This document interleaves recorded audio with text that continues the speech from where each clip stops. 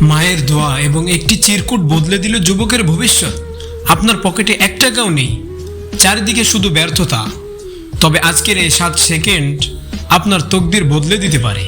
এক যুবক তার জীবনের সবচেয়ে বড় ইন্টারভিউ দিতে যাচ্ছিল।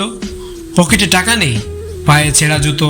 সে হতাশ হয়ে তার মাকে বলল, মা, আমার কপালটাই খারাপ। মা হাসি মুখে তার পকেটে একটি ছোট চিরকুট গুজে দিয়ে বললেন, এটা ইন্টারভিউ এর আগে পড়িস। ইন্টারভিউ রুমের বাইরে যখন সে চিরকুটটি খুলল, দেখল সেখানে লেখা, বাবা তুই একা যাসনি, আমি সারা রাত জায়নামাজে বসে তোর রিজিকের জন্য আল্লাহর কাছে কেঁদেছি।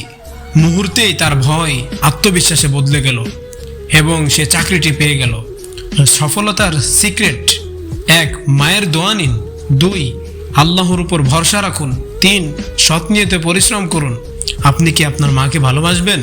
তবে কমেন্টে আলহামদুলিল্লাহ লিখুন এবং সাবস্ক্রাইব করুন।